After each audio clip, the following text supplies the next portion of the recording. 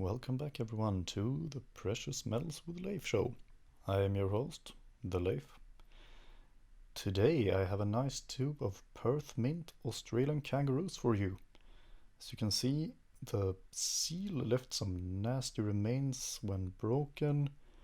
I would have preferred a little bit cleaner cut, but okay, this is what we get. Compared to the American Silver Eagles, the boxes are about the same dimensions except for obviously the Kangaroos being a little bit longer, being 5 coins more.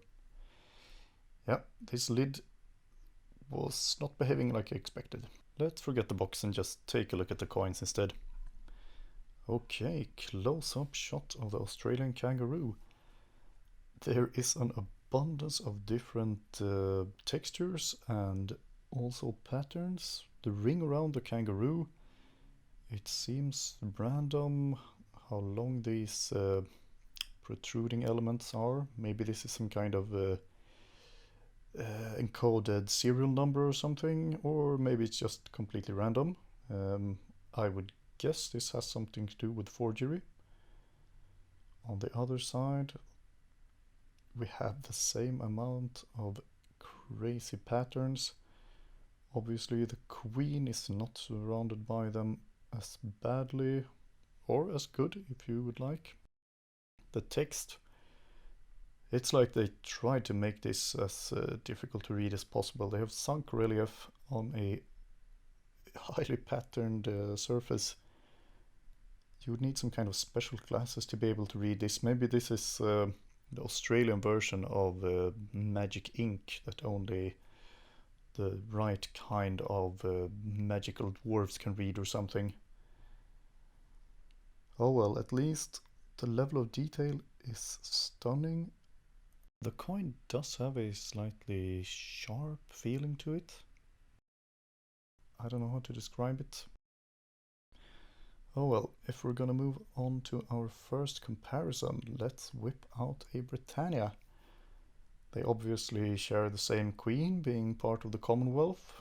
Australia being an OG member, not like Canada joining late.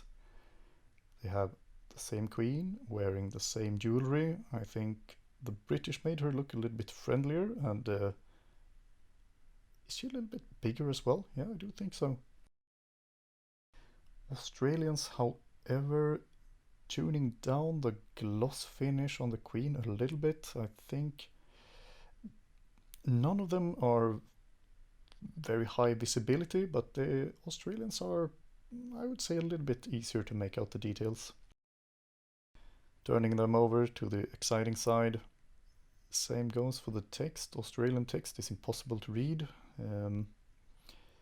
Britannia's, I'll give them this much. The text is easier to read, but they crammed in so much detail. I mean, these countries are pretty much siblings, and this really shows they love their crazy amount of detail. Britain going even a little bit further.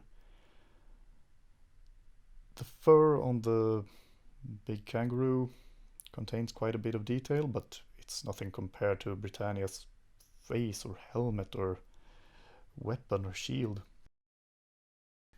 Going for something completely different, we have the Krugerrands of South Africa. These guys are, it's not even the same league. The Krugerrands going for a complete all matte finish. It's one simple texture all over the coin surface. It's all a, I'd say, fine-grained matte. Maybe you could find traces of this texture on the kangaroo as well, but then they had to cram in, say, 5-10 different other textures as well. Krugers have a nice little pattern going around the edge. It's almost like the protruding ring is there to protect the little pattern. Switching them over to the head side. These two would have been enemies had they lived at the same time. Kruger, a enemy of the British Empire, and the Queen, well, obviously leader of the same empire. I'd say this side on the Kangaroos is a little bit more toned down. It's still crazy, just a little bit less crazy. Krugerrand's highly readable. They look like they are meant to be some kind of currency rather than art. The Canadian maples.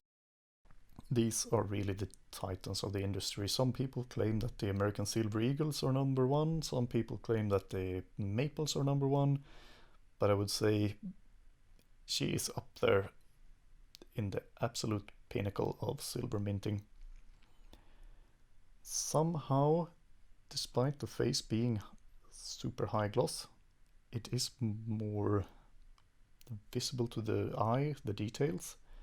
Maybe the patterns and the art is deeper or something.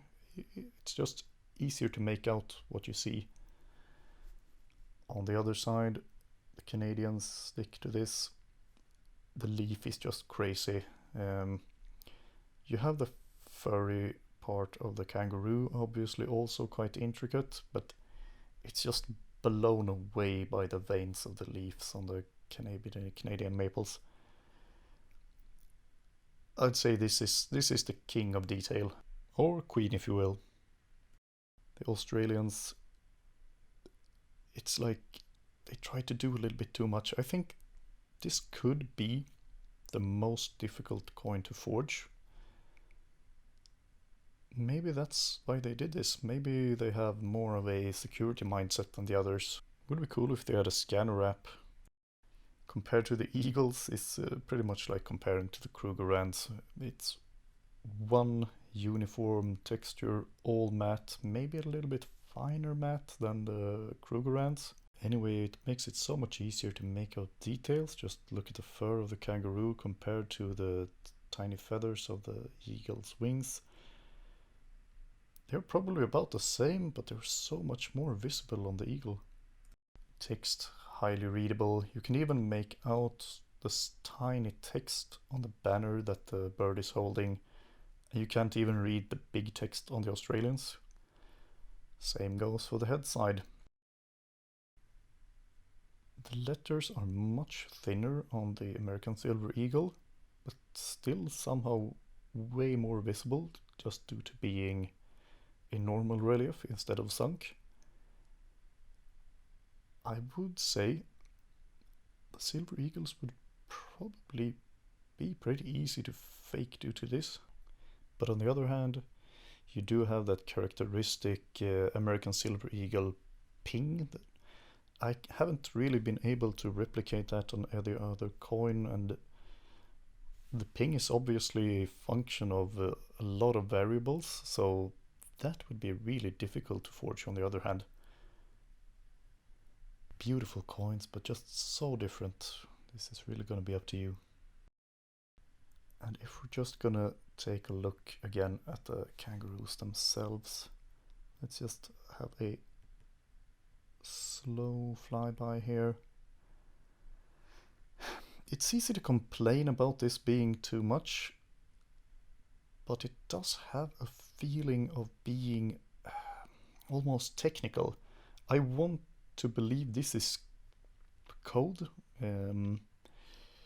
like the pattern is a function of the serial number or something like this, so it would be more difficult to fake. There is a certain pull to this coin. I think this is definitely like the Britannias. This would be a matter of taste. If you really like an intense feeling, this would be the coin for you. This really just blows away everything else. To me, not necessarily in a good way, but I can definitely see how someone would love this above all other coins. Also, obviously, you have the impressive quadruple 9 purity, which is really cool. Anyway, if we're gonna wrap this up, I would like to thank you for tuning in to Precious Metals with Leif and ask you to please subscribe or at least comment if you think I was wrong about something. But I would much rather you commented that I was right. At least a thumbs up would suffice. Thank you very much.